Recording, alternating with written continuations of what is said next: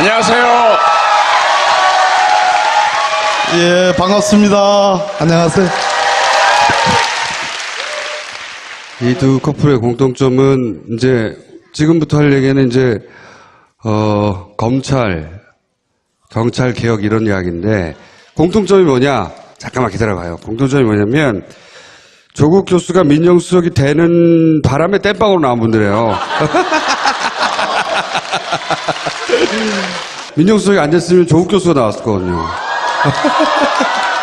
만약에 조국 교수님이 여기 나왔으면 제가 민정수석이 되는 건가요?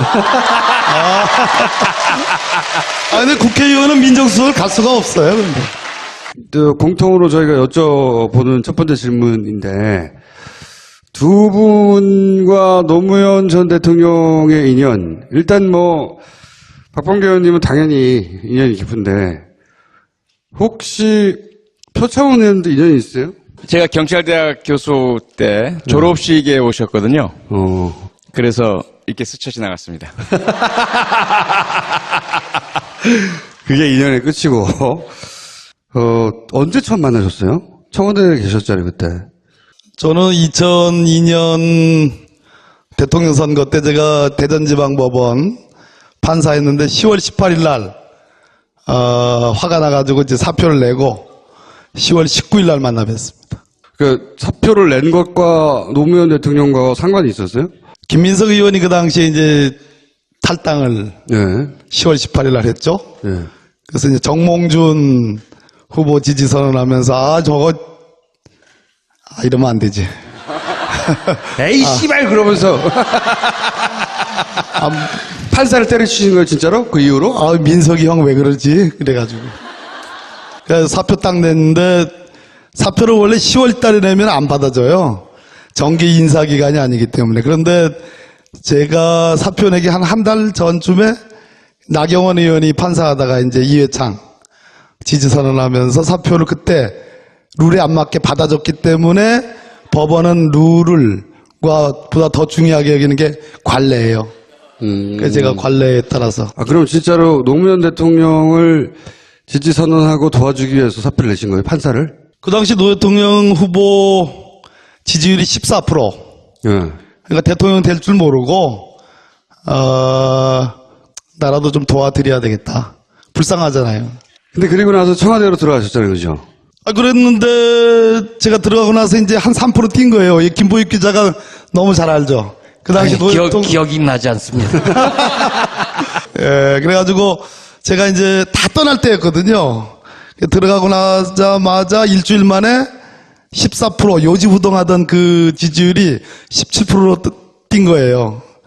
그랬는데 그러고 나서 또 안 올라. 안 오르다가 이제 정몽준하고 단일화되면서 생각지도 못하게 대통령이 되신 거예요.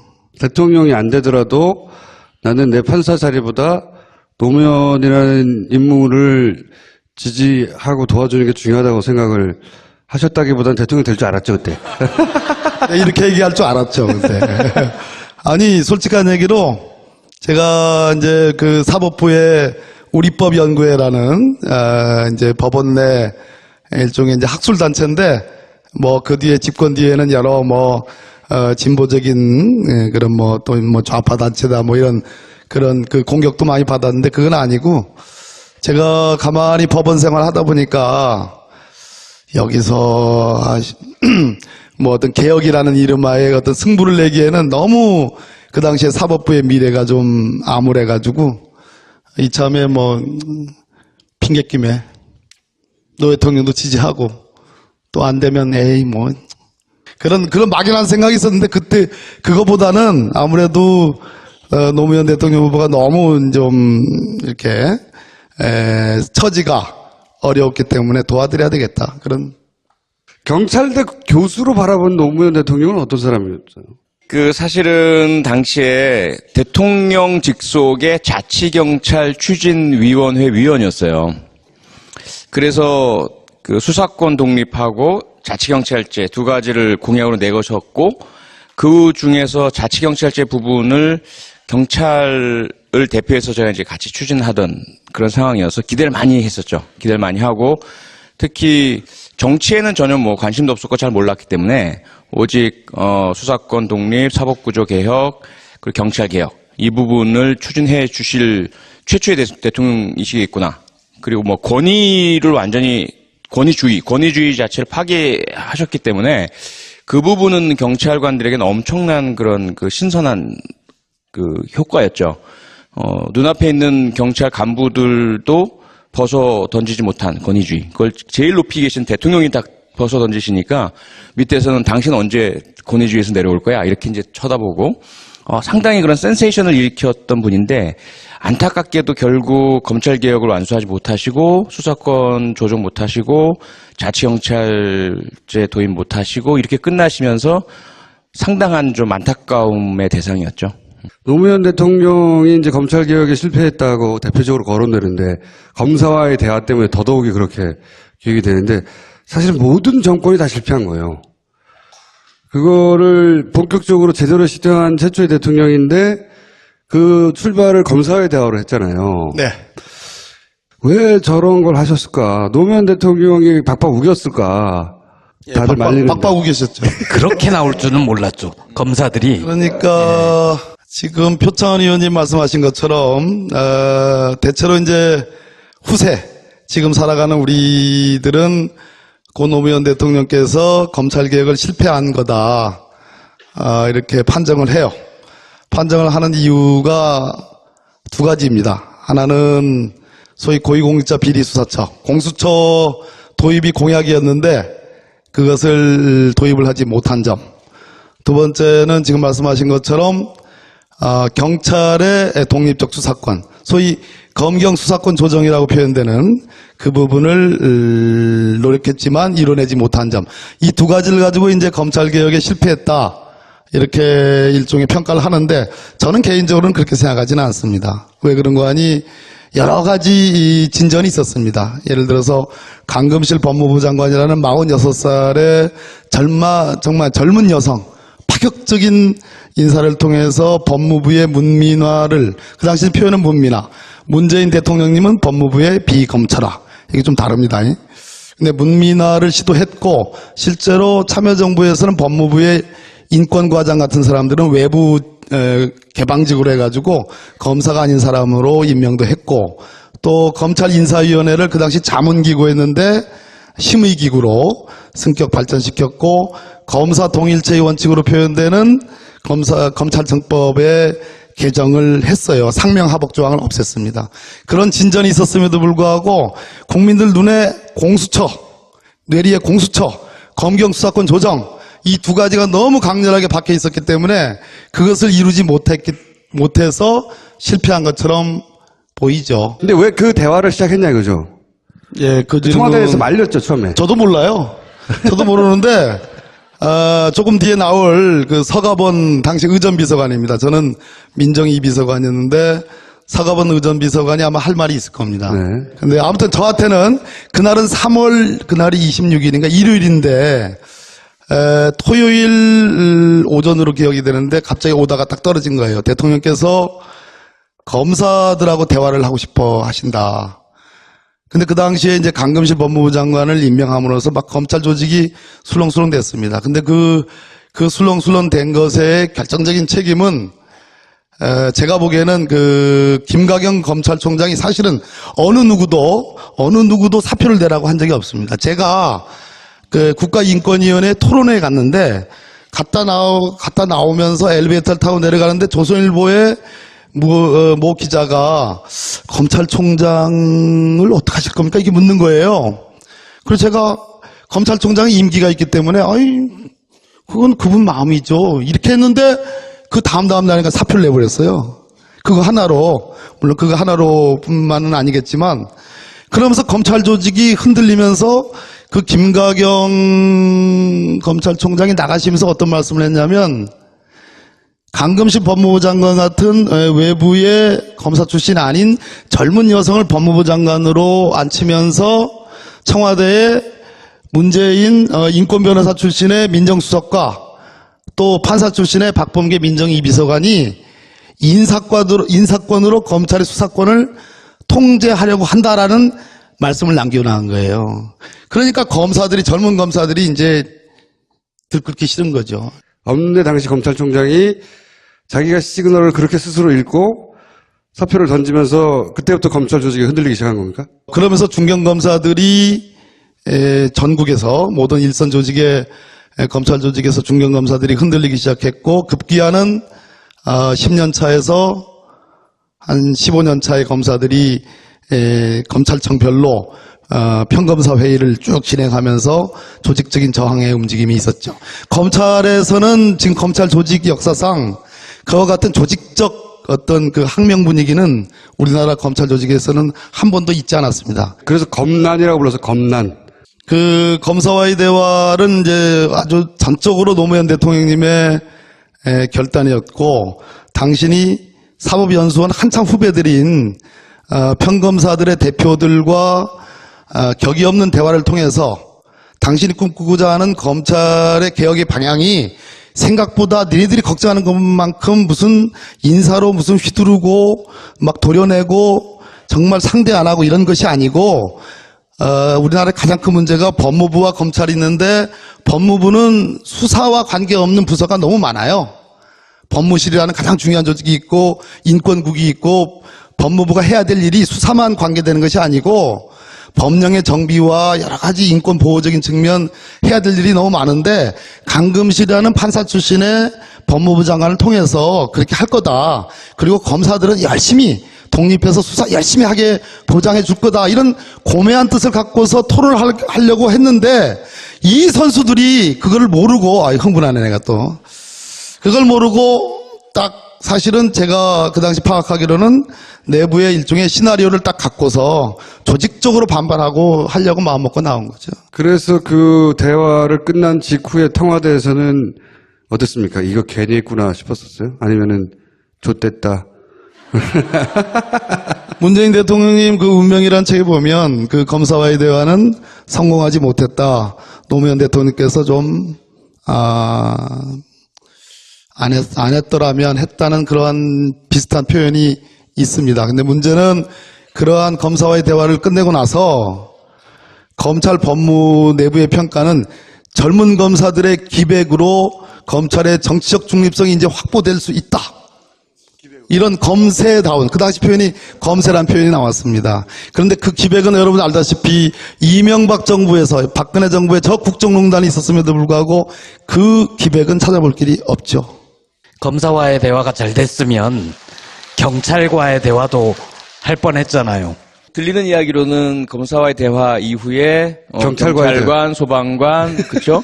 또는 뭐 사무관 이런 식으로 해서 쫙 대화 시리즈로 공직 전반을 휘어잡으시려는 그런 그 시도였던 것 같아요. 근데 저희들이 밖에서 볼 때는 그게 단지 노무현 대통령님이나 강금실 법무장관이나 또 박범계 당시 민정비서관이나 이런 분만의 문제가 아니라 김대중 대통령님부터 사실은 검찰개혁을 하려고 하셨고 내거셨고, 그리고 국가인권위원회 도입하고 부패방지위원회 도입을 하면서 권력의 견제 분산 그리고 권위주의 타파 이걸 시도하셨었거든요. 그때도 그 당시 제가 1999년 국가인권위원회 부패방지위원회 설립할 때 자문위원으로 참가를 했었는데 검찰이 엄청나게 반대를 합니다. 부패방지위원회 조사권 주는 것도 완전히 그 검찰의 전 힘을 동원을 해서 반대를 해서 결국은 무산시켰어요. 그러다 보니까 아마도 노무현 대통령은 더 젊고 거의 다 법조인 출신이고 더 혁신적이고 하다 보니 초기에 만약에 꺾이면 큰일 난다. 꺾이면 끝난다라는 그런 위기의식이 있었던 것 같아요. 그래서 지금 뭐 박범계 의원님이 말씀해 주셨던 그 당시에 그 분위기도 있었겠지만 검찰 내부에서는 아마 5년 동안 계속되어 왔던 위기의식이 그 당시 상당히 크게 고조돼서 폭발한 것 아닌가 이렇게 좀 보여집니다. 그리고 이제 고졸 출신이라고 하고 야당에서는 대통령으로 인정할 수 없다고 그랬어요. 공개 비공개로. 굉장히 적으로 이렇게 둘러싸여져 있는 상태였거든요. 근데 이제 노무현 대통령, 제가 이해하기로는 그때 노무현 대통령 특유의 그 정면 돌파로 당사자들을 불러놓고, 원래 그 양반이 당사자하고 직접 쇼부를 봐서 돌파하는 스타일이란 말이죠. 정면 승부. 쇼부가 뭡니까, 쇼부? 쇼당. 그러니까 막 제가 이야기로 당시 저는 그냥 TV로 통해서 봤지만 역시 또 한 번 이제 특유의 정면 돌파로 이 국면을 돌파하려고 하는구나. 본인이 진심을 보이면 상대도 진심으로 상대해 주겠지. 근데 상대는 전혀 처음부터 그런 생각이 없어요. 처음부터. 당신이 이 사법연수원 7기인데 그 당시에 거기 검사와의 대화에 나왔던 검사들의 기수가 한 20기에서 한 25기까지예요. 그래서 이 새까만 후배들, 젊은 검사들과 정말 나라를 걸고서 격이 없이 얘기를 하면 이 친구들이 내 진정성을 알아줄 거다라는 정말로 선의의 마음이 있었던 거예요. 그런데 이 선수들은 그렇지 않았던. 그 선수들은 선배로 인정하지 않았죠. 그렇죠. 그리고 그런 얘기도 했어요. 학번이 뭐냐고. 83학번이시죠? 이렇게 물어봤죠. 네. 예. 고졸인 거를 그렇게 비웃었거든요. 그 당시 또 고졸이를 대통령이라고 보수 매체에서는 학벌 컴플렉스 있다고. 아니 학벌 컴플렉스는 서울대 나와서 대통령 못된 사람들이 가져야지. 그런데 이번에는요, 의원님. 검사들이 아예 자기들한테 딱 좌표를 찍어줬잖아요. 특수활동비 가지고 서로 돈 주고 받고. 그저께 예. 기회가 기막히지 않나요? 그 뒤로 그냥 검찰개혁 분위기가 확 살아났잖아요. 그러니까 이제 참여정부의 검찰개혁이 완성되지 실패. 미완으로 끝났다고 하죠. 미완으로. 이 노무현 대통령님을 말하면 좀 이제 제가 울컥울컥 하는 게 많은데 실패했다고 우리가 얘기를 하면 안 되고 이제 미완으로 끝난 건데 그 이유 중에 전 두 가지 점을 지적을 드리고 싶어요. 첫째는 대선자금 수사가 있었습니다. 2003년도에 안대희 중수부장에 의한 정말 쾌도난마의 대선자금 수사가 있었는데 제 기억으로는 수사를 할 건지 말 건지 미정미정 이렇게 보다가 청와대에서 특별히 말리는 사인이 없으니까 노무현 대통령께서는 그냥 범죄 혐의가 있으면 하는 것이 검찰의 본연의 사명이다. 누구나. 예, 말리거나 뭐 그럴 뿐이 아니잖아요. 그래서 갔어요. 가니까 온 국민들이 검찰 개혁을 해야 되는데 온 국민들이 국민검사로 갑자기 검찰이 영웅이 된 거예요. 그러면서 제도개혁, 아까 말씀하신 표창원 의원님 말씀하신 검경 수사권 조정 같은 건 꿈에도 못 꾸고 공수처 같은 것이 무산이 된 거예요. 그러니까 이것을 뒤집어 놓고 보면 지금도 우리가 검찰개혁이라는 것을 할 때 두 가지인데 수사라는 측면이 있고 제도개혁이라는 게 있는데 제도개혁은 검찰이 설상 문재인 대통령이 무서워서 수사를 열심히 한다 하더라도 제도개혁은 반드시 해야 되는 별도의 부분이지 검찰이 뭘 잘한다고 해서 박수 쳐줘가지고 이쪽에 까먹으면 안 된다. 두 번째 또 하나는 검경 수사권 조정과 관련해서 검찰이 정치적 중립성, 독립성을 강화하다 보면 검찰 파쇼가 되는 겁니다. 그러니까 민주적 통제가 안 되는 것이 있는 거고 또 하나는 권한을 분산시킴으로써 서로 기관 간의 견제와 균형을 맞춰가야 되는데 검경 수사권 조정이라는 것이 실질적으로 접근이 되지 않으면 궁극적으로 검찰개혁이라는 것이 미완으로 또 끝날 수 있다. 경찰에서 바라보는 그러면 이번 문재인 정부에 대한 기대치는 이제 경찰 라인에서 끊임없이 얘기가 들어올 거 아닙니까? 의원님한테. 경찰에서 기댈 때가 표창원 의원밖에 없어요. 다 거기 가서 물어봐요. 어떻게 되냐고. 그 기대치는 어느 정도고, 뭐 어디까지는 해야 되겠다고 경찰은 바라고 있어요? 지금은 또 분위기가 많이 다르단 말이에요. 특히 문재인 대통령님은 참여정부 때 그런 검찰과의 그 노무현 대통령과의 그 악연을 다 곁에서 지켜보셨고 지난 2012년 대선 기간 동안에 국정원, 경찰, 검찰 싸그리 덤벼들어서 결국은 거의 뭐 불법 부정선거 분위기로 이어갔던 피해자셨고요. 그리고 지난 4년 내내 그 뭐 세월호 참사도 그렇고 검찰 때문에 일어난 모든 부분들에 있어서 국민과 함께 피해자적인 역할이셨기 때문에 이제는 다를 것이다라는 그런 기대가 상당히 큽니다. 거기에다가 시작하자마자 그 전과는 너무나 다른 학습 효과가 딱 보이잖아요. 노무현 대통령님과는 전혀 다른 아주 정광석화처럼 밀어붙이고 윤석열 검사를 서울중앙지검장으로 딱 앉히는 모습, 그리고 공수처에 대한 그런 강인한 의지, 이런 부분들이 분명히 이분은 하신다라는 그런 기대는 상당히 높아요. 그런데 그 기대가 다른 한쪽으로는 그냥 주시지는 않을 것이다 라는 것이 또 당연히 있죠. 경찰 니네도 좀 죽어라. 예, 경찰의 아주 정말 뼈를 깎는 개혁이란 것은 반드시 선결 내지는 병행으로 갈 것이다. 그래서 그런 그래서 계속 이제 저한테 하는 이야기들은 뭐냐면 무엇이든 필요한 거 다 하겠다 이런 거예요. 그러니까 경찰들이 예, 경찰 와서. 자체 개혁이란 것. 네. 그런 상황입니다, 지금 현재. 검찰은 3,000명이 조금 넘어요. 검사들은. 경찰 인력은 몇만 명, 현재 11만 명. 11만 명. 11만 예. 명. 경찰관만 그러니까 의경 개혁. 경찰에게 검찰의 권한을 떼서 준다. 이거는 검찰을 통제하는 데는 기가 막힌 얘기지만 거꾸로 경찰이 민주화되지 않으면 우리 용산 참사 사건 아시죠? 백남기 농민 사건 아시죠? 그러니까 이런 부분 뭐 우리 표창원 의원님이 너무 잘 아셔요. 그래서 경찰이 민주화되고 경찰이 인권옹호기관으로 거듭나지 않으면 엊그제 대통령님이 하신 말씀이거든요.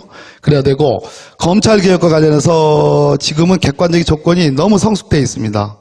왜 그런 거 아니? 저는 문재인 대통령님이나 노무현 대통령님의 의지는 피카피카하다. 삐까삐까가 뭡니까? 네, 뒤끝이 있어, 뒤끝이. 확실히 있어. 뭐 안 나오나 계속 쳐다보고 있었어요. 근데 이제 노무현 대통령님은 제가 왜 그렇게 검찰개혁을 얘기하셨을까? 불임 사건 외에는 특별히 검찰하고 특별히 나쁜 인연이 없어요. 그리고 중요한 거는 노무현 대통령 이전 시대에 우리 검찰의 흑역사가 없었습니다, 별로. 그런데 이명박 정권, 박근혜 정권을 지나오면서 무슨 일이 벌어졌어요? 소위 스폰서 검사, 그랜저 검사, 벤츠 검사, 진경준 사건, 진경준 검사장, 홍만표 사건, 김영준 사건, 줄줄이, 거기다가 아까 김보엽 기자 얘기한 것처럼 돈봉투 사건처럼 줄줄이 생긴 거예요. 참여정부 때는 그러한 독직 사건은 있질 않았어요. 다만 검찰이 너무 세가지고 독재하는 거 아니냐는 정도의 우려는 있었지만 그렇기 때문에 지금 국민들의 86%가 공수처 도입하지 않으면 안 된다. 문재인 정부의 가장 1호 개혁 과제는 검찰개혁이다. 그래서 국민들이 절대적으로 검찰개혁을 원하고 있기 때문에 이것은 참여정부 때하고 조건이 달라진 겁니다. 그래서 저는 검찰개혁은 성공할 수밖에 없고 그때 검사와의 대화처럼 검사들이 집단적으로 반발하거나 그런 분위기는 불가능하다. 이런 말씀을 드리는 겁니다. 그래서 경찰들한테는 뭘 하라고 하셨어요? 선결적으로 이런 걸 개혁하라 뭐 말씀을 또 해주셨을 거 아닙니까? 네, 일단 그 조국 민정수석에 의해서 공식적으로 발표된 것은 인권이죠. 인권 수준 향상을 위해서 노력을 해라. 특히 국가인권위원회의 역할을 강화하고 인권위원회의 권고사항들을 반드시 준수해야 한다. 경찰이. 네네, 경찰이. 그래서 경찰 자체적으로도 인권 개선, 제도 개선안과 그리고 관행 개선, 교육 개선, 인권 감수성 향상 방안을 자체적으로 만들어서 제출하라. 이렇게 이제 하신 거고요. 그리고 그런 어떤 제도적인 부분뿐만 아니라 남아있는 숙제가 있잖아요. 백남기 선생님 농민 사망 사건이 미완으로 있는 상태에 대해서 아무도 책임지지 않고 아무도 책임지지도 않고 수사도 검찰이 하지도 않고 네. 경찰도 감찰하다가 감찰 조사 내용 공개하지도 않고 좀 그냥 있는 상태이고요. 물대포 운영 규정 고치라고 그렇게 얘기도 안 하다가 정권 바뀌자마자 지금 물대포 사용하지 않겠다라고 지금 발표를 했단 말이에요. 그러니까 경찰은 좀 완전 바짝 엎드려 있는 거예요. 무조건 시키는 거 다 하겠습니다 이런 상태예요. 여러분도 아마 한 번쯤은 있으실 거예요, 그렇죠? 경찰관이 무례하다든지 또는 부당하다든지 편파적으로 법 집행을 하거나 우리 편이라는 느낌이 잘 안 들어요. 예. 그래서 경찰이 참 인기가 없죠. 그리고 경찰의 어떤 인권 수준 또는 법 집행의 전문성 이런 부분에 대해서 국민들의 신뢰도가 상당히 낮은 것이 사실입니다. 근데 문제는 앞서 우리 박범계 의원님도 말씀하셨지만 누가 더 잘하냐 또는 뭘 잘하면 줄게 이런 문제가 아니라 이건 제도의 문제이고 견제와 균형의 문제, 형평성의 문제인 것이고요. 미국이나 영국 가봐도 그 나라 경찰이 우리나라 경찰관들보다 개인적으로 우수한가? 절대로 그렇지 않습니다. 오히려 학력 수준은 대한민국이 세계 최고예요. 거의 대부분의 경찰관들이 다 대학 이상의 학력을 가지고 있고요. 그래서 그런 부분들이 우선은 제도적으로 수사와 기소 간의 분리와 견제가 있도록 하고 책임을 지고 자신들의 행한 법 집행에 대해서 스스로가 책임지는 그런 제도를 만들어주고 민주적인 통제를 하고 사법적인 통제를 하고 이렇게 이제 해야만 경찰도 믿을 수 있고 신뢰받고 지금보다 향상된 상태가 되어지지 경찰이 나아질 때까지 기다리자. 경찰이 수준이 높아지지 않으면 수사권 독립은 없어. 이렇게 되면 영원히 수사권 독립은 있을 수가 없는 상태가 되는 거죠. 그러니까 검찰 개혁하고 경찰 개혁하고 동시다발로 같이 돌아가야 되겠네 이게. 함께 가야죠. 함께 가야 됩니다. 이렇게. 네. 지금 문재인 대통령님의 경찰 공약은 제가 짤막하게 말씀드리면 첫째, 수사권, 수사기소를 분리해가지고 수사권을 경찰에게 준다. 2차적 보충적 수사권만 검찰이 행사한다. 자, 1. 그것만 있는 게 아니에요. 2. 국정원이 갖고 있는 대공수사권, 간첩 조작 사건도 있었죠? 그 대공수사권을 떼가지고 경찰한테 줘가지고 보안수사국을 만든다. 그걸로 끝나는 게 아니에요. 3. 지금 청와대 경호실이 있죠? 대통령의 경호 업무를 경찰에게 이관한다. 그러니까 이 전부를 지금 다 가져가면 우리나라 경찰은 표창원 의원님 잠이 안 올 정도로 너무 그죠. 예, 너무 강한 예, 너무 되죠? 사랑하시는 네. 거예요 지금. 그래서 제가 내일 경찰청 업무보고를 받거든요. 제가 이제 국정기획 자문위에 있으니까 보는데 내일 표창원 의원님이 너무나 여러분들을 사랑하시는데 그 사랑을 받을 만큼 여러분들이 준비가 돼 있는가에 대해서 제가 철저히 점검하겠다 이렇게. 검찰에 대해서. 예. 문재인 영입 1호로서 사람들이 문재인 대통령에 대해서 가장 오해하고 있는 부분, 잘못 알고 있는 부분, 이럴 거야. 근데 그건 오해다. 이런 게 있습니까? 제가 만나 뵙기 전에 막 들리는 말들 있잖아요. 네. 그런 말들 중에 문재인 대통령이 너무 사람이 좋다. 네. 그래서 그렇게 좋진 않아요? 그러니까 아니야. 그러니까 너무란 말이 있잖아요. 너무. 네. 그래서 유약하다. 하기 때문에 네. 결단력이 부족하고 좀 휘둘릴 수 있다. 이런 이야기들을 많이 들었어요. 유약하고 우유부단하고 뭐 이런 거. 예, 그래 주변에서 막 뭐 요청하고 그러면 그것도 들어주고 이것도 들어주고 이러면서 네. 흔들리지 않을까 뭐 이런 부분들을 많이 이제 이야기를 하시더라고요. 근데 제가 직접 만나 뵀더니 대단히 단호하시고요. 꿀먹은 호락이 되니까요. 예. 그리고 겉으로는 상당히 이제 인자하신 모습인데 네. 결정을 내리고 추진하고 일을 해나가시는 때는 찬바람이 쌩 붑니다. 여러분들 그 6차례 그 대선 주자 토론회가 있었잖아요. 근데 조금 이렇게 화면 보면 대통령님이 눈이 이렇게 막 움직이는 게 있었잖아요. 이렇게 좌우를 이렇게. 있었죠? 좀 느끼셨죠? 왜 눈을 고정 못 시키시? 하는 그런 의문도 갖고 계셨죠? 근데 대통령 되신 다음에는 눈이 딱 고정돼 있어요. 어디로? 검찰과 경찰에.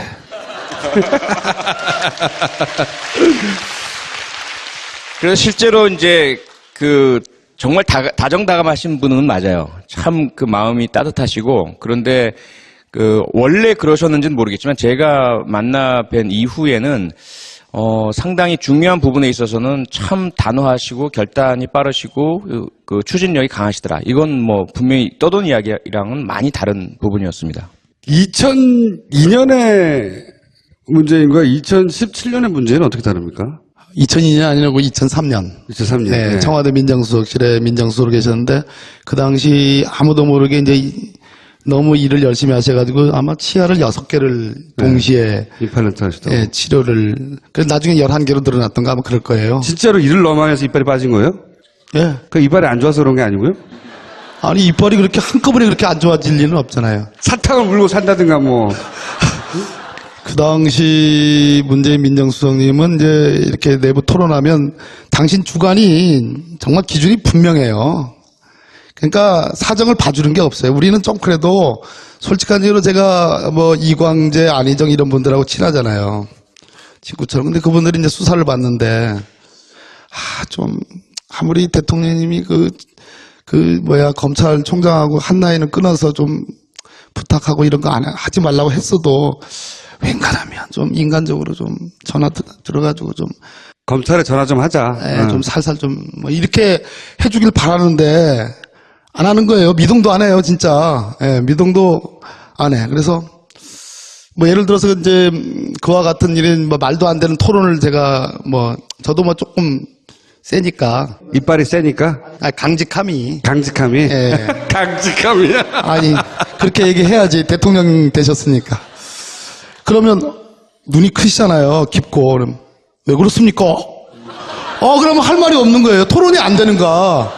그런데 이런 모습이 바뀌었어요. 언제부터 바뀌었냐면 표창원 의원님 이런 우리 당의 정말 루키들을 모시고 나서 굉장히 이렇게 폭이 넓어지셨고 좋아지셨는데 제 기억으로는 작년 5월 5.18 제가 그때 5.18 행사 끝내고 같은 기차를 타고 올라가는데 대통령님이 완전히 바뀌신 거예요. 그러니까 제가 처음으로 그때 이런 말씀 드렸습니다.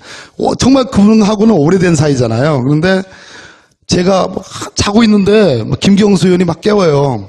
근데 저기 저 대표님 좀 보시자고 그런다는 거예요. 그래서 그래요? 그래서 그 보니까 앞에 계셔요. 그래서 이제 앞으로 갔더니 잠깐 해가지고 이제 손을 잡고 거기 비어 있는 낮이니까 비어 있는 좌석이 있는데 거기 앉더니만 우리 박 의원 나 좀 도와줘야 되겠어. 저는 이게 세상의 꿈인가 생신가 이분도 이런 말씀을 할 줄 아나. 예, 이런 말 할 줄 모르는 분인 줄 알았는데 그러시더라고요. 그래서 그래 제가 그러면 제가 도와드리지. 그럼 제가 안 도와드려요. 예, 그리고 끝난 거예요. 노무현과 문재인의 공통점과 차이점은 뭡니까? 정말 한 분은 불과 같은 분. 그래서 사실 이 모든 지금 제3기 민주정부의 문재인 대통령을 비롯해서 많은 좋은 지도자들이 생긴 결정적 토양은 참여정부의 이제 실패를 얘기하는 분들이 좀 있는데 그때 10년을 앞서가지고 격이 없는 소통, 그런 정말 대통령상을 10년을 앞당겨서 보여줬기 때문에 오늘날 이 진가가 그대로 드러난다고 보여지고요. 그래서 그분은 불과 같이 자신을 던져서 오늘 10몇 년 뒤에 오늘의 토양을 만드신 분이고 문재인 대통령님은 아까 우리 표창원 의원님 말씀하신 것처럼 굉장히 선하지만 냉철한 분입니다. 그러니까 그 냉철함의 상징은 뭐예요? 노무현 대통령의 시신을 가장 먼저 보신 분이잖아요. 그리고 전 국민을 향해서 정말 눈 하나 깜짝 안 하고 있는 그대로의 사실을 국민들께 아무런 감정을 섞이지 않고 만약 그때 감정을 섞었더라면 어쩌면 내란이 일어나든지 무슨 소요가 일어나든지 그랬을지도 모르지 않습니까? 근데 정확하게 있는 그대로의 사실을 국민들에게 고했죠. 그게 그 모습이 문재인 대통령이십니다. 표창원님 나오신 김에 경찰을 앞으로 이렇게 봐달라고 우리는 이렇게 변할 테니까 당부의 말씀하시고 이제 두 분 다 나가주세요. 원래 경찰 쪽에서 별로 좀 왕따 당하는 분위기 아니었나요? 2012년 연말에 왕따를 당했죠. 그때는 그 전까지야 이제 제가 경찰의 대변인이었기 때문에 언론 방송 어디 나와도 경찰을 위해서 경찰의 논리, 경찰의 행동, 정책 이 모든 것들을 다 그 대변을 하다 보니 경찰관들이나 경찰 식구들이 저를 대단히 좋아했었죠. 그런데 2012년 연말에 국정원의 대선 개입 여론조작 의혹 사건 때문에 제가 그 수사에 대한 비판을 하고 그 정권 권력 비판하고 하면서 경찰관들의 다수가 저에 대해서 의심을 갖게 된 거죠. 저 사람 뭐야? 왜 저래? 갑자기 왜 저렇게 변했어? 야당에 줄댔구나. 뭐 이렇게 하면서 엄청난 욕을 제가 먹었어요. 거의 뭐 왕따가 된 거죠. 심지어 저한테 배운 제자마저 일선에서 경찰관 생활을 하다가 저한테 욕을 하고 막 이럴 정도였으니까. 그렇게 하면서 거의 한 3, 4년은 경찰관들이 전혀 이제 저한테 연락도 하지도 않고 저도 하지도 않고 아주 극소수의 저를 알고 저를 믿는 같이 일했던 동료들이나 친했던 선후배만 이제 아주 약간의 연락만 하는 이런 상태였죠. 그런데 결국은 어쩔 수 없더라고요. 박홍기 의원님 말씀하시지만 워낙 뭐 그 사랑이란 건 그렇게 끊어지지 않는 것 같아요. 그래서 제가 국회의원이 되고서도 야당에 대해서 야당으로서 뭐 백남기 농민 사건이나 뭐 집회 시위에 대해서 경찰의 문제, 인권 침해 문제 이런 걸 비판을 하면서도 저는 정말 최선을 다해서 가장 신랄하게 비판했다고 생각을 하는데 의원님들이 왜 이렇게 봐줘? 맨날 그러시는 거예요. 역시 경찰이야. 그냥 어쩔 수 없는 부분이 있는 것 같아요. 그래서 지금 뭐 김어준 총수도 저한테 우리 경찰은 이런 말씀을 주시잖아요. 제가 경찰 쪽에 있다라고 아예 간주를 하고 보시는 시선들이 너무 많은 것 같아요. 뭐 부인하고 싶진 않고요. 하지만 어쨌든 저는 가급적 객관적으로 독립적으로 경찰보다는 국민, 국가라는 것을 먼저 생각을 하면서 제가 경찰에 몸담고 30여 년 경찰과 함께 일해 오긴 했지만 경찰에 문제가 많다. 반드시 이것은 고쳐야 한다. 수사권을 주고 말고 떠나서 지난번 백내기 선생님 사건이 발생하고 그 이전과 이후의 경찰의 태도, 특히 그 소수의 경찰 지휘관들, 경찰청장, 차장, 그 왕무궁화 단 이 사람들의 개인적인 이익을 위해서 경찰 조직 전체를 권력의 신여로 만들어 버렸던 그 과거의 역사들, 이 부분은 절대로 어떤 이유로도 미화할 수도 없고 합리화할 수도 없습니다. 그래서 이제는 정말 경찰이 말로만이 아니라 여기 와 계신 여러분들, 우리 국민 한 분 한 분을 위해서 그 생명과 신체, 자유, 안전을 지켜드리는 그런 지킴이로서 오직 국민들의 감사하다, 고맙다, 잘한다라는 격려만을 상으로 생각을 하고 권력이 너 내 마음에 들어? 라고 했을 때는 오히려 수치심을 느끼는 그런 경찰이 되어야 하고 그럴 때 비로소 뭐 수사권이건 뭐건 경찰을 믿고 권한을 줄 수 있다라고 저는 생각을 합니다. 그렇게 바뀔 것이다라고 저는 믿습니다. 이게 주어하고 수어가 맞고 말이 논리적이고 앞뒤가 맞잖아요. 박범계 의원님. 저렇게 좀 해주세요. 제가 꼭 여쭤보고 싶은 게 있어요. 박범계 의원님이 이 감성이 굉장히 예민한 분이에요. 보기보다. 보기에는 어떤데? 보기에도 귀여워요. 이번 대선 과정을 거치면서 혹은 끝나고 나서 울컥해서 우신 적 있어요? 예, 5월 10일 날 이제 당선이 확정됐잖아요. 그래서 광화문 오시고 막 그랬잖아요. 우리 그 전에 당사에도 오고 그랬는데 저는 이틀간 잠적을 했어요. 잠적이요? 우느라고요. 딱 끝나고 나서 한 이틀간 없어지니까 저를 엄청나게 찾더라고요. 그래서 내가 없으면 안 되는 사람이었구나. 어디 가서 우셨어요? 어디 가서? 우는 건 잠깐이었고 네.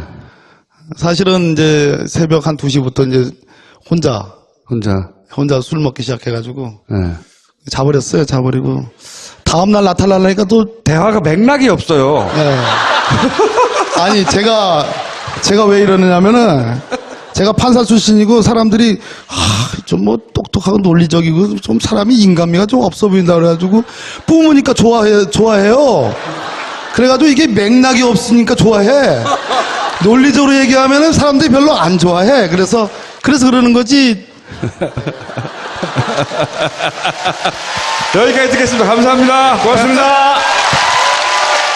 10년 차에서 한 15년 차의 검사들이 검찰청별로 평검사 회의를 쭉 진행하면서 조직적인 저항의 움직임이 있었죠. 검찰에서는 지금 검찰 조직 역사상 그와 같은 조직적 어떤 그 항명 분위기는 우리나라 검찰 조직에서는 한 번도 있지 않았습니다. 그래서 검난이라고 불러서 검난. 그 검사와의 대화는 이제 아주 전적으로 노무현 대통령님의 결단이었고 당신이 사법연수원 한참 후배들인 평검사들의 대표들과 격이 없는 대화를 통해서 당신이 꿈꾸고자 하는 검찰의 개혁의 방향이 생각보다 니네들이 걱정하는 것만큼 무슨 인사로 무슨 휘두르고 막 도려내고 정말 상대 안 하고 이런 것이 아니고 우리나라의 가장 큰 문제가 법무부와 검찰이 있는데 법무부는 수사와 관계없는 부서가 너무 많아요. 법무실이라는 가장 중요한 조직이 있고 인권국이 있고 법무부가 해야 될 일이 수사만 관계되는 것이 아니고 법령의 정비와 여러 가지 인권 보호적인 측면 해야 될 일이 너무 많은데 강금실이라는 판사 출신의 법무부 장관을 통해서 그렇게 할 거다. 그리고 검사들은 열심히 독립해서 수사 열심히 하게 보장해 줄 거다. 이런 고매한 뜻을 갖고서 토론을 하려고 했는데 이 선수들이 그걸 모르고 흥분하네 내가 또. 그걸 모르고 딱 사실은 제가 그 당시 파악하기로는 내부의 일종의 시나리오를 딱 갖고서 조직적으로 반발하고 하려고 마음먹고 나온 거죠. 그래서 그 대화를 끝난 직후에 청와대에서는 어땠습니까? 이거 괜히 했구나 싶었었어요? 아니면은 좆됐다. 문재인 대통령님 그 운명이라는 책에 보면 그 검사와의 대화는 성공하지 못했다. 노무현 대통령께서 좀, 안 했더라면 했다는 그러한 비슷한 표현이 있습니다. 근데 문제는 그러한 검사와의 대화를 끝내고 나서 검찰 법무 내부의 평가는 젊은 검사들의 기백으로 검찰의 정치적 중립성이 이제 확보될 수 있다. 이런 검세다운, 그 당시 표현이 검세란 표현이 나왔습니다. 그런데 그 기백은 여러분 알다시피 이명박 정부에서 박근혜 정부에 저 국정농단이 있었음에도 불구하고 그 기백은 찾아볼 길이 없죠. 검사와의 대화가 잘 됐으면 경찰과의 대화도 할 뻔했잖아요. 안녕하세요. 예, 반갑습니다. 안녕하세요. 이 두 커플의 공통점은 이제 지금부터 할 얘기는 이제 검찰, 경찰 개혁 이런 이야기인데 공통점이 뭐냐? 잠깐만 기다려봐요. 공통점이 뭐냐면 조국 교수가 민정수석이 되는 바람에 땜빵으로 나온 분들이에요. 민정수석이 안 됐으면 조국 교수가 나왔을 거거든요. 만약에 조국 교수님이 여기 나왔으면 제가 민정수석이 되는 건가요? 근데 국회의원은 민정수석을 갈 수가 없어요, 근데. 또 공통으로 저희가 여쭤보는 첫 번째 질문인데 두 분과 노무현 전 대통령의 인연, 일단 뭐 박범계 의원님은 당연히 인연이 깊은데 혹시 표창원 의원도 인연이 있어요? 제가 경찰대학 교수 때 졸업식에 오셨거든요. 그래서 이렇게 스쳐 지나갔습니다. 그게 인연의 끝이고 언제 처음 만나셨어요? 청와대에 계셨잖아요 그때. 저는 2002년 대통령 선거 때 제가 대전지방법원 판사했는데 10월 18일 날 화가 나가지고 이제 사표를 내고 10월 19일 날 만나 뵀습니다. 그 사표를 낸 것과 노무현 대통령과 상관이 있었어요? 김민석 의원이 그 당시에 이제 탈당을 네. 10월 18일 날 했죠. 네. 그래서 이제 정몽준 후보 지지 선언하면서 저거 이러면 안 되지.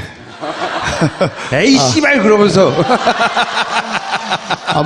판사를 때려치신 거예요 진짜로? 그 이후로? 민석이 형 왜 그러지? 그래가지고. 그래서 사표 딱 냈는데 사표를 원래 10월 달에 내면 안 받아줘요.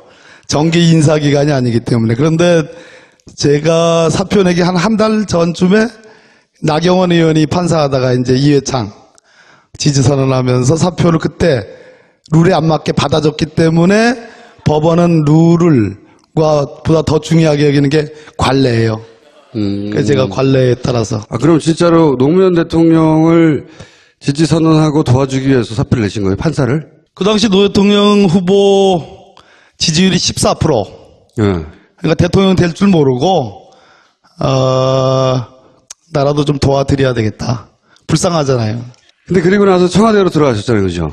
그랬는데 제가 들어가고 나서 이제 한 3% 뛴 거예요. 이 김보익 기자가 너무 잘 알죠. 그 당시 기억이 나지 않습니다. 예, 그래가지고 제가 이제 다 떠날 때였거든요. 들어가고 나자마자 일주일 만에 14% 요지부동하던 그 지지율이 17%로 뛴 거예요. 그랬는데 그러고 나서 또 안 올라. 안 오르다가 이제 정몽준하고 단일화되면서 생각지도 못하게 대통령이 되신 거예요. 대통령이 안 되더라도 나는 내 판사 자리보다 노무현이라는 인물을 지지하고 도와주는 게 중요하다고 생각을 하셨다기보다는 대통령이 될 줄 알았죠, 그때. 이렇게 얘기할 줄 알았죠, 그때. 아니, 솔직한 얘기로 제가 이제 그 사법부의 우리법연구회라는 이제 법원 내 일종의 이제 학술단체인데 뭐 그 뒤에 집권 뒤에는 여러 뭐 진보적인 그런 또 좌파 단체다 뭐 이런 그런 그 공격도 많이 받았는데 그건 아니고 제가 가만히 법원 생활 하다 보니까 여기서 뭐 어떤 개혁이라는 이름하에 어떤 승부를 내기에는 너무 그 당시에 사법부의 미래가 좀 암울해가지고 이참에 뭐 핑계김에 노 대통령도 지지하고 또 안 되면 에이 뭐 그런 막연한 생각이 있었는데 그때 그거보다는 아무래도 노무현 대통령 후보가 너무 좀 이렇게 처지가 어려웠기 때문에 도와드려야 되겠다. 그런. 경찰대 교수로 바라본 노무현 대통령은 어떤 사람이었어요? 사실은 당시에 대통령 직속의 자치경찰 추진위원회 위원이었어요. 그래서 수사권 독립하고 자치경찰제 두 가지를 공약으로 내거셨고, 그 중에서 자치경찰제 부분을 경찰을 대표해서 저희가 이제 같이 추진하던 그런 상황이어서 기대를 많이 했었죠. 기대를 많이 하고, 특히 정치에는 전혀 뭐 관심도 없었고 잘 몰랐기 때문에 오직 수사권 독립, 사법구조 개혁, 그리고 경찰 개혁 이 부분을 추진해 주실 최초의 대통령 발전시켰고 검사 동일체의 원칙으로 표현되는 검찰청법의 개정을 했어요. 상명하복 조항을 없앴습니다. 그런 진전이 있었음에도 불구하고 국민들 눈에 공수처, 뇌리에 공수처, 검경 수사권 조정 이 두 가지가 너무 강렬하게 박혀 있었기 때문에 그것을 이루지 못해서 실패한 것처럼 보이죠. 근데 왜 그 대화를 시작했냐 이거죠? 예, 청와대에서 말렸죠 처음에. 저도 몰라요. 저도 모르는데 조금 뒤에 나올 그 서가번 당시 의전비서관입니다. 저는 민정위 비서관이었는데 서가번 의전비서관이 아마 할 말이 있을 겁니다. 네. 근데 아무튼 저한테는 그날은 3월 그날이 26일인가 일요일인데 토요일 오전으로 기억이 되는데 갑자기 오다가 딱 떨어진 거예요. 대통령께서 검사들하고 대화를 하고 싶어 하신다. 근데 그 당시에 이제 강금실 법무부 장관을 임명함으로써 막 검찰 조직이 술렁술렁 됐습니다. 근데 그 술렁술렁 된 것의 결정적인 책임은 제가 보기에는 김가경 검찰총장이 사실은 어느 누구도 사표를 내라고 한 적이 없습니다. 제가 국가인권위원회 토론회에 갔는데 갔다 나오면서 엘리베이터를 타고 내려가는데 조선일보의 모 기자가 검찰총장을 어떻게 하실 겁니까? 이렇게 묻는 거예요. 그래서 제가 검찰총장이 임기가 있기 때문에 그건 그분 마음이죠. 이렇게 했는데 그 다음 날이니까 사표를 내버렸어요. 그거 하나로, 물론 그거 하나로뿐만은 아니겠지만 그러면서 검찰 조직이 흔들리면서 그 김가경 검찰총장이 나가시면서 어떤 말씀을 했냐면 강금실 법무부 장관 같은 외부의 검사 출신 아닌 젊은 여성을 법무부 장관으로 앉히면서 청와대에 문재인 인권변호사 출신의 민정수석과 또 판사 출신의 박범계 민정위 비서관이 인사권으로 검찰의 수사권을 통제하려고 한다라는 말씀을 남겨놓은 거예요. 그러니까 젊은 검사들이 이제 들끓기 싫은 거죠. 없는데 당시 검찰총장이 자기가 시그널을 그렇게 스스로 읽고 사표를 던지면서 그때부터 검찰 조직이 흔들리기 시작한 겁니까? 그러면서 중견검사들이 전국에서 모든 일선 조직의 검찰 조직에서 중견검사들이 흔들리기 시작했고 급기야는 이식이 있구나. 그리고 뭐 권위를 완전히 권위주의 자체를 파괴하셨기 때문에 그 부분은 경찰관들에게는 엄청난 그런 신선한 효과였죠. 눈앞에 있는 경찰 간부들도 벗어 던지지 못한 권위주의. 그걸 제일 높이 계신 대통령이 딱 벗어 던지시니까 밑에서는 당신 언제 권위주의에서 내려올 거야? 이렇게 이제 쳐다보고 상당히 그런 센세이션을 일으켰던 분인데 안타깝게도 결국 검찰개혁을 완수하지 못하시고 수사권 조정 못하시고 자치경찰제 도입 못하시고 이렇게 끝나시면서 상당한 좀 안타까움의 대상이었죠. 노무현 대통령이 이제 검찰개혁에 실패했다고 대표적으로 거론되는데 검사와의 대화 때문에 더더욱이 그렇게 기억이 되는데 사실 모든 정권이 다 실패한 거예요. 그거를 본격적으로 제대로 시도한 최초의 대통령인데 그 출발을 검사와의 대화로 했잖아요. 네. 왜 저런 걸 하셨을까? 노무현 대통령이 박박 우겼을까? 다들 말리는 박박우 계셨죠. 그렇게 나올 줄은 몰랐죠. 검사들이. 그러니까 지금 표창원 의원님 말씀하신 것처럼 대체로 이제 후세 지금 살아가는 우리들은 고 노무현 대통령께서 검찰개혁을 실패한 거다 이렇게 판정을 해요. 판정을 하는 이유가 두 가지입니다. 하나는 소위 고위공직자 비리수사처, 공수처 도입이 공약이었는데 그것을 도입을 하지 못한 점. 두 번째는 지금 말씀하신 것처럼 경찰의 독립적 수사권, 소위 검경 수사권 조정이라고 표현되는 그 부분을 노력했지만 이뤄내지 못한 점. 이 두 가지를 가지고 이제 검찰개혁에 실패했다. 이렇게 일종의 평가를 하는데 저는 개인적으로는 그렇게 생각하지는 않습니다. 왜 그런 거 하니 여러 가지 진전이 있었습니다. 예를 들어서 강금실 법무부 장관이라는 46살의 정말 젊은 여성, 파격적인 인사를 통해서 법무부의 문민화를, 그 당시 표현은 문민화, 문재인 대통령님은 법무부의 비검찰화, 이게 좀 다릅니다. 근데 문민화를 시도했고 실제로 참여정부에서는 법무부의 인권과장 같은 사람들은 외부 개방직으로 해가지고 검사가 아닌 사람으로 임명도 했고, 또 검찰 인사위원회를 그 당시 자문기구였는데 심의기구로 승격